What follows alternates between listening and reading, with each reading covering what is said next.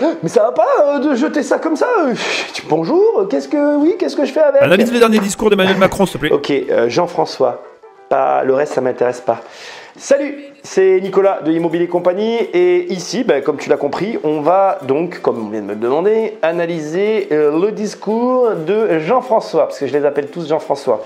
Leurs prénoms et noms de famille ne m'intéressent pas, sont tous les mêmes pour moi. Avant qu'on attaque, petite précision importante, donc ici je vais surtout analyser la partie financière. Moi je t'aide à vivre de tes investissements, je t'aide à mieux gérer tes finances, je t'aide indépendamment de ce qui peut se passer à faire en sorte que ta vie financière se passe bien. Donc sans plus de transition, on attaque pour cette analyse financière.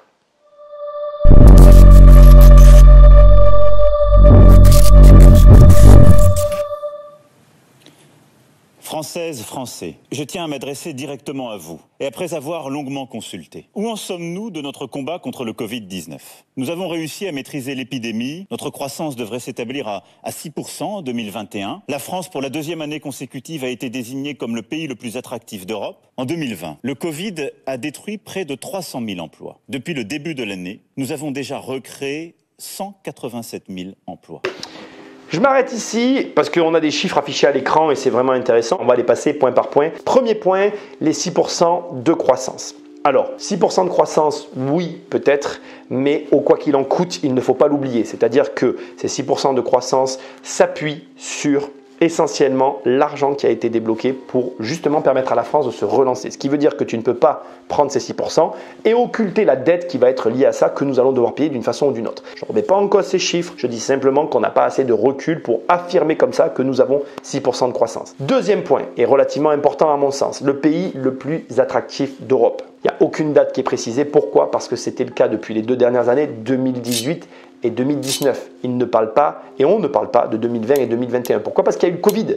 Et ça aussi, je veux que tu l'entendes. Et bien évidemment, son rôle à lui n'est pas de te le dire. Son rôle à lui est simplement de te dire qu'on est le pays le plus attractif d'Europe dans un souci de positivité. Alors attention, ça ne veut pas dire qu'on ne le sera pas. Mais pour autant, on ne le sait pas. Et je veux que tu l'entendes. Autre élément important, je veux que tu saches que on a été le pays le plus attractif d'Europe pour les investisseurs en 2018-2019 pour la création et l'extension d'usines. Si tu commences à aller creuser derrière l'info, tu te rends compte que pour les kidams normaux comme toi et moi qui vont acheter juste de l'immobilier, ça n'est peut-être pas l'élément le plus intéressant parce que, encore une fois, là où on a eu le plus d'investissement, c'est sur la création et l'extension d'usines. J'insiste parce que c'est important. Et quand tu as cette information, tu te rends compte que tu n'es peut-être pas tout simplement touché par ce qui vient d'être dit. Dernier point, les 187 000 emplois créés. Là encore, le compte n'y est pas. 300 000 emplois perdus à cause du Covid, 187 000 emplois créés. Oui, c'est très bien. Et je ne vais pas polémiquer là-dessus. Il a raison de se féliciter parce que compte tenu de la situation, est-ce que tu aurais fait mieux? Est-ce que j'aurais fait mieux? On ne peut pas le savoir. On continue. L'apparition du variant dit Delta se traduit en effet par une augmentation des contaminations partout dans le monde. Parce que ce variant est 3 fois plus contagieux que la première souche, il s'engouffre dans tous les espaces non couverts par la vaccination. Nous avons, pour faire face à cette nouvelle donne, un atout maître qui change tout par rapport aux vagues précédentes, le vaccin. Et j'appelle solennellement tous nos concitoyens non vaccinés à aller se faire vacciner dès aujourd'hui au plus vite. 9 millions de doses vous attendent dès aujourd'hui, qui n'ont pas encore été injectées. Et nos commandes continuent d'arriver. Alors j'arrête ici parce que quand il dit 9 millions de doses ne sont pas encore administrées et elles restent à être administrées, ça sonne un peu comme un e-commerçant qui aurait acheté trop de stocks et qui essaye de les écouler. Je suis désolé de parler comme ça, mais c'est ce que je ressens. Alors, je ne sais pas ce que je suis en train de dire et c'est très présomptueux de ma part de parler comme ça parce que non seulement il dit qu'il y a 9 millions de doses qui vous attendent, mais en plus il dit qu'il y a d'autres doses qui arrivent. Donc ça veut dire qu'il a passé commande de quelque chose qui ne sera pas payé tant que ça ne sera pas injecté. Je ne sais pas si tu sais comment fonctionne le stock, mais le stock c'est ça, c'est de l'argent dormant et ça peut coûter cher en France. Mais je ne vais pas ici t'expliquer comment ça fonctionne, c'est juste que cette partie du discours, je la trouve un petit peu hasardeuse et mal amenée, mais ça ne reste que mon sentiment personnel. Tu l'as compris, je ne vais pas te donner mon avis sur la vaccination, je ne vais pas te donner mon avis sur tout ce sujet à polémique, mais par contre, je me dois de te préciser une chose parce que ce qui a été dit ici me rappelle mais alors profondément une situation que nous vivons quotidiennement dans l'immobilier. La France, et je ne sais pas si tu le sais, c'est le pays des lois inapplicables. Et c'est vraiment le cas. Il y a énormément de lois en France qui ne sont absolument pas applicables et qui ne fonctionnent qu'en cas de problème. Et c'est exactement ce que je ressens au vu des annonces qui ont été faites dans ce discours. En gros, qu'est-ce que j'essaye de t'expliquer? Je vais te donner une image pour que tu comprennes. Tu n'es pas sans savoir que si tu as une piscine, tu as l'obligation de la sécuriser moyennant 4 formules au choix, l'alarme, barrière de sécurité, etc. Mais vois-tu, cette loi est totalement inapplicable. Il n'y a pas quelqu'un qui tape à ta porte et qui vient vérifier à chaque fois si les piscines sont réellement équipées ou pas. Et la réalité de cette histoire, c'est que concrètement, pour que tu sois sanctionné, il faut qu'il y ait un accident dans la piscine pour qu'on constate alors que oui ou non, tu as mis les protections qui sont obligatoires et contraintes par la loi. Et la réalité de l'annonce, pour moi, elle est exactement identique. Quand il dit que vous n'allez plus pouvoir aller nulle part parce que les restaurateurs, le personnel du cinéma et toutes les personnes vont se charger de contrôler votre passe vaccinal, je me dis forcément, mais qui paye? Qui va payer ça? Qui va payer une personne pour ne faire que vérifier dans un contexte où justement l'État a besoin plus que jamais que tu consommes pour justement rembourser la dette qu'il vient de contracter? Non, très sincèrement, peut-être que la loi sortira au bout du compte et même sûrement. Mais elle fera partie de cette pléthore de lois inapplicables dans ce pays, au même titre que la piscine, où justement tu vas prendre des sanctions que si tu te fais attraper en réalité. Alors bien évidemment, voilà, je ne cherche pas ici à argumenter en faveur d'un camp ou d'un autre. Je cherche juste à montrer un petit peu le fait qu'on est plus face à une annonce qui, à mon avis, a pour but d'amener à accélérer une vaccination sur la population que réellement confronté à ce que les gens peuvent penser comme étant une contrainte générale qui va venir s'abattre sur un pays tel une dictature. Ça reste mon avis, mais encore une fois, voilà, je ne cherche pas la polémique, mais je voulais juste souligner que 1, on dirait un e-commerçant qui a trop de stock, et 2, la loi me paraît inapplicable sur le terrain. Maintenant, autant je vais avoir tort et quelque chose va être mis en place qui va montrer que oui, on va vraiment pouvoir nous contrôler et dans ces cas-là, effectivement, on va avoir une liberté qui sera restreinte au niveau sanitaire. Bref, dans tous les cas, pour revenir au stock, il va falloir de toute façon écouler ces vaccins d'une façon ou d'une autre. Et que ça nous plaise ou non, vu les montants engagés, parce que fait une petite multiplication en imaginant simplement qu'il a payé la dose 10 €, eh bien, il ne pourra pas garder ce stock. Ça, c'est certain. Je vous l'avais dit l'année dernière. Nous allions devoir vivre avec le virus. Ce sera le cas tout au long de cette année 2021 et sans doute pour plusieurs mois encore de l'année 2022, même si le vaccin change beaucoup de choses. L'été de mobilisation pour la vaccination sera aussi un été de relance. Notre plan de relance se déploie à un rythme soutenu. Sur les 100 milliards d'euros votés à l'automne dernier et permis grâce à l'accord européen historique d'il y a un an, 40 milliards ont ainsi été mobilisés sur le terrain. Nous devons faire plus encore, car plus vite nous concrétiserons le plan de relance, plus fort sera notre rebond. Je m'arrête parce que là, bien évidemment, tu as une information pour toi très très importante. Le plan de relance des fameux 100 milliards qui ont été loués à la France, donc 40% ont été financés par l'Union européenne. Donc ce qu'on va faire, c'est que je vais te mettre tout de suite un petit schéma très simple que je viens de mettre moi aussi devant mes yeux pour qu'on en parle ensemble. Et on va le regarder tous les deux pour que tout simplement tu puisses déjà là commencer à déduire très facilement un petit peu sur quoi tu peux t'orienter en termes d'investissement pur. Donc comme tu peux le voir, sur chacune des colonnes, il y a des points d'intérêt qui nous touchent plus ou moins directement selon le type d'investissement que tu réalises. Par exemple, dans la première colonne, compétitivité et innovation, 1 milliard et 3 milliards, soutien aux entreprises ainsi que le développement industriel sur les territoires, ça va nous amener de façon assez directe des locataires. Dans la deuxième colonne, la rénovation énergétique des bâtiments pour 7 milliards est aussi intéressant pour nous. Et dans la troisième colonne, l'emploi et la formation, 14,1 milliards, nous laisse sous-entendre que nous allons avoir de nouveaux potentiels locataires qui vont se former et avoir des emplois. Enfin, toujours dans la dernière colonne, l'investissement dans les hôpitaux plus la recherche, 9 milliards. Dans ma région, par exemple, l'hôpital est le premier employeur. Et donc, il est facile de comprendre que là encore, indirectement, ça peut rapporter aux investisseurs immobiliers. Donc comme tu peux le voir, il a glissé cette notion des 100 milliards relativement discrètement dans son discours, mais pour autant, ça avait un intérêt pour toi ou moi, parce que si cet argent tombe dans ta région, ça va donc venir impacter ta rentabilité. On continue. La première, c'est la nécessité de moins dépendre de l'étranger pour certains produits essentiels, certains services, certaines technologies. Comme celles de paracétamol, par exemple, ont été relocalisées en France. Une usine géante de batteries pour nos véhicules électriques. J'ai lancé le mois dernier un plan d'investissement de 7 milliards d'euros pour l'innovation en matière de santé, des usines, de la recherche, chez nous, en France. Je ne vais pas faire ton travail. Parce qu'à un moment donné, je ne vais pas tout faire pour toi non plus. Là, il vient de te donner une série d'actions qu'il a menées. Et tu ne peux pas le lui reprocher. Ces actions, elles ont eu des conséquences. Et ces conséquences, elles t'intéressent. À toi de faire tes propres recherches. Ce genre de discours, si comme moi, tu ne regardes jamais aucune information, ça te permet juste de prendre un peu la température et de faire comme j'ai fait tout à l'heure, d'aller chercher les plans dont il parle, d'aller chercher les investissements dont il est question ici, de trouver les lieux auxquels ils correspondent et de voir s'il n'y a pas un marché où tu pourrais t'établir.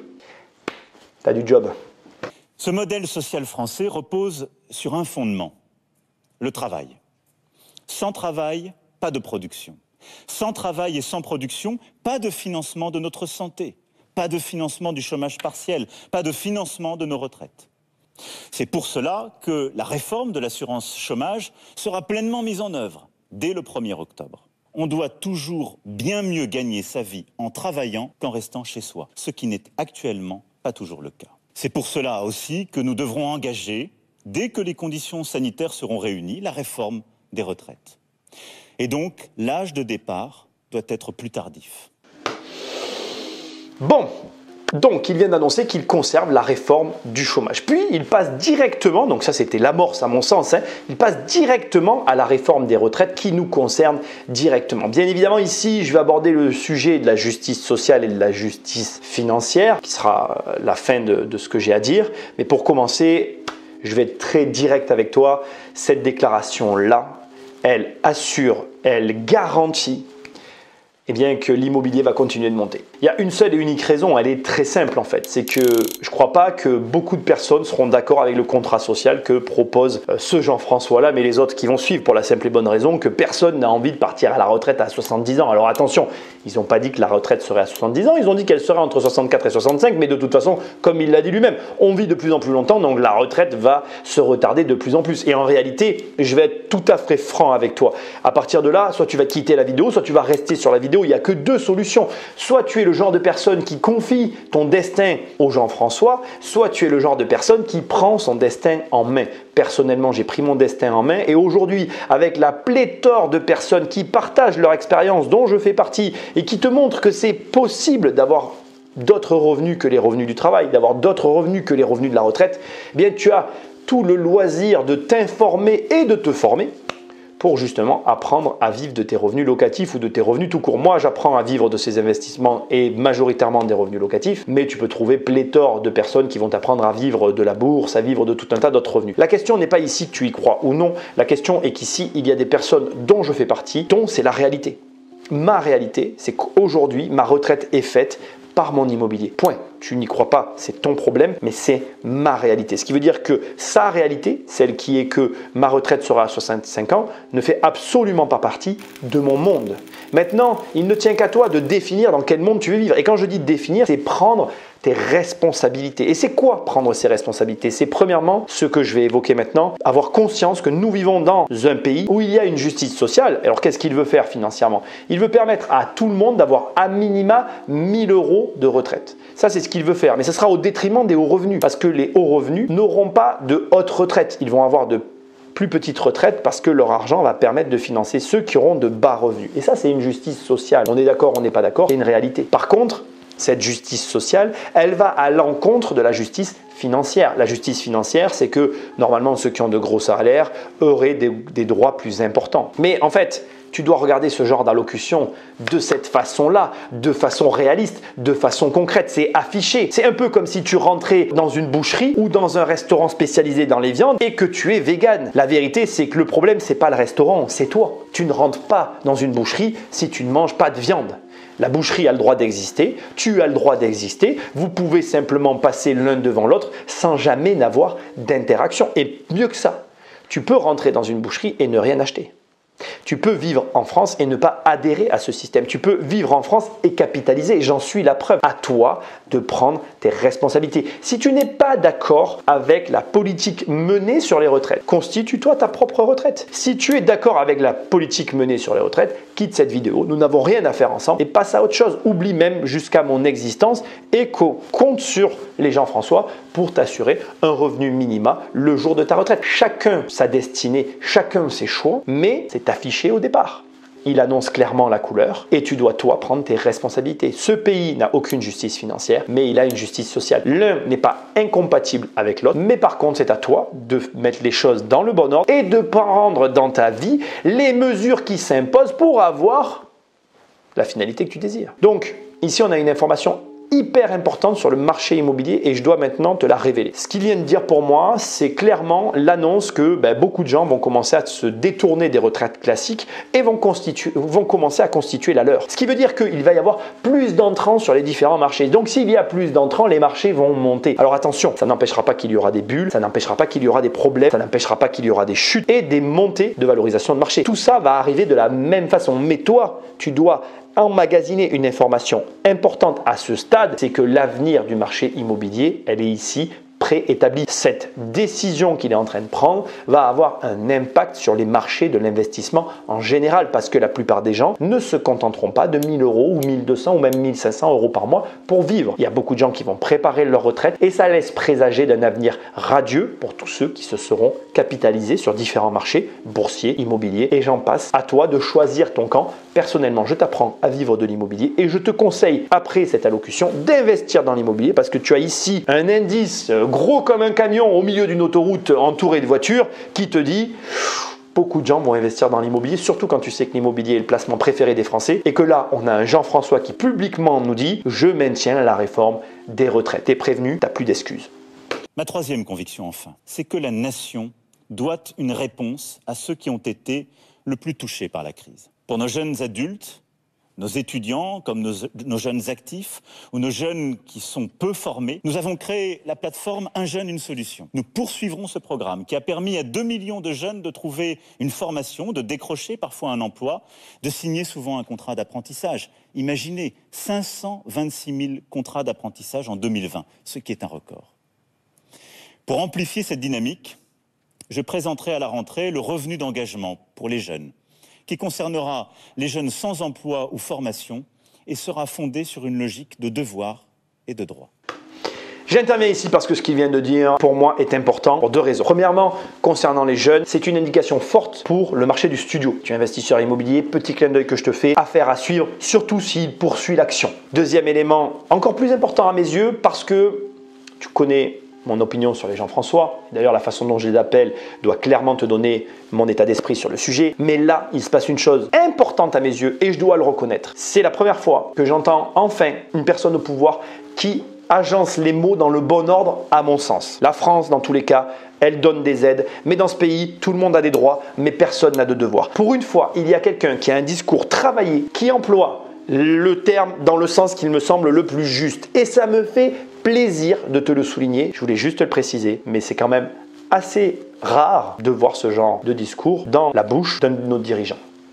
Avec la suppression de la taxe d'habitation, la baisse des cotisations sociales, la diminution de l'impôt sur le revenu, ce qui représente 170 € en plus par mois pour un salarié au SMIC. Nous avons assumé d'améliorer le pouvoir d'achat et de baisser les impôts, une priorité pour les classes moyennes, et nous ne reviendrons pas en arrière. Et de continuer à réformer l'État, comme nous avons commencé à le faire avec la réforme de la haute fonction publique et la suppression de l'ENA, de simplifier le millefeuille territorial, de simplifier partout où c'est possible l'action publique. La seule solution est de continuer à bousculer le système et les positions établies, les rentes, les statuts.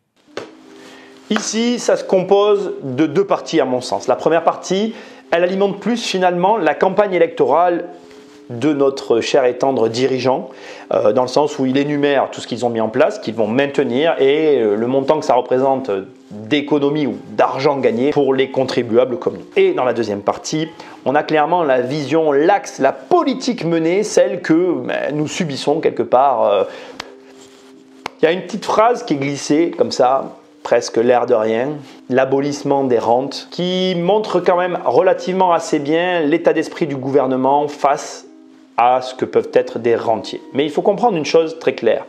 De tout temps, il y aura des taxes et dans tous les pays, il y aura des taxes. Et dans un instant, tu vas voir que même au niveau mondial, il y a des ententes de taxes qui ont été faites, mais ça, on va en reparler. Et il y a une chose que je veux que tu entendes et qui est vraiment importante parce que je sais que c'est un enjeu pour beaucoup d'entre vous. La taxe, l'imposition, beaucoup de personnes que je vois qui commencent se soucient d'abord des impôts avant même de gagner de l'argent. Il faut comprendre que toutes les personnes qui ont du patrimoine depuis plusieurs années, ça fait quasiment 20 ans que je suis dans ce métier, donc j'ai quand même du recul. On a tous le même discours. C'est que le patrimoine reste, le temps passe. Et les gens François passent avec. C'est-à-dire que ça peut te paraître bizarre, mais quoi qu'il arrive, tout ça est sujet à évoluer en permanence. Regarde, en ce qui le concerne, il a supprimé l'ISF en faveur de l'IFI.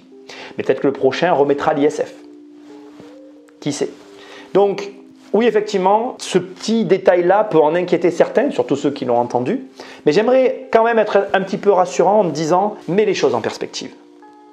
Tu as des fortunes qui existent depuis, notamment en Europe, des centaines d'années qui sont transmises de génération en génération et ils ont tout traversé. Ils ont tout traversé. C'est vraiment important de l'entendre. Et ils l'ont traversé de différentes façons, peu importe, mais ils ont traversé tous les types de gouvernements, guerre y compris. Donc garde en tête que oui, il y a des gouvernements qui sont contre la rente, oui, il y a des taxes, mais ce n'est pas une fatalité. Et comme tu l'as vu dans cette émission, ils veulent reculer encore les retraites et ça par contre c'est inacceptable. Donc prends ton destin en main, investis malgré les impôts parce que tu verras que c'est la meilleure chose que tu aies à faire. Je t'assure.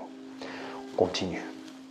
Il faudra se souvenir que c'est en ces premiers jours de l'été 2021 que la communauté internationale, dans un effort sans précédent, a décidé d'une imposition mondiale des multinationales à 15% minimum, mettant ainsi fin aux évasions fiscales et aux paradis fiscaux. La France a été en première ligne et a contribué à faire bouger l'Europe et le monde. C'est ici que la vidéo va s'arrêter, parce que je trouve que c'est le meilleur moment pour s'arrêter, quand le dirigeant du pays le plus fiscalisé au monde se félicite d'avoir réussi à convertir à sa religion les autres pays du monde. Donc la France est satisfaite d'avoir créé une taxe à l'échelle mondiale de 15% pour, soi-disant, éviter l'évasion fiscale. Je vais conclure déjà avec cette première partie en te disant ceci. Je n'ai pas eu l'occasion de t'en parler durant toute la vidéo. Nous restons pleinement mobilisés pour aider ceux qui ont subi la crise plus fortement que d'autres. Mais je suis né dans la crise. Quand je suis né, c'était la crise. Et depuis ma naissance jusqu'à aujourd'hui, ça a toujours été la crise. Tu le sais peut-être, mais je fais de l'analyse financière sur des podcasts avec comme base de travail des reportages. Et dans tous les reportages, peu importe l'année que j'analyse, il est toujours question, très souvent en tout cas, de crise. 2016, c'était la crise. 2018, c'était la crise. 2010, c'était la crise. 2003, c'était la crise. C'est toujours la crise. Mais la crise, elle a bon dos. Et à un moment donné, j'aimerais t'adresser un message personnel. Arrête d'écouter ce genre d'arguments. Ou en tout cas, mets-les de côté. Abandonne cette idée de crise. Ça n'a strictement rien à voir avec le fait que tu puisses réussir. Tu peux réussir indépendamment du fait que ce soit la crise. Je veux que tu l'entendes. C'est important, vraiment. Deuxièmement, je reviens à ce dont il était question tout à l'heure, quand le pays le plus fiscalisé du monde réussit à convertir tout le monde à sa religion et que, en parallèle, comme il l'a très justement souligné dans son discours, lui-même essaie de baisser les taxes parce qu'il a quand même conscience que dans son pays, c'est relativement compliqué vu la conjoncture actuelle. Ça aussi, je veux que tu l'entendes, c'est quand même relativement ironique à mon sens. Donc, comme je l'ai dit dans la vidéo, ne te laisse pas leurrer par les impôts. La fiscalité, elle existe, elle existera partout. Et ce n'est pas parce qu'on a mis une taxation mondiale qu'on va réussir à éluder, à empêcher les multinationales de faire de l'évasion fiscale. Le problème, et je crois que c'est un problème que nous avons tous, c'est que l'on a envie d'éradiquer ceci ou d'éradiquer cela. Nous sommes des êtres humains. Il n'y a rien à éradiquer.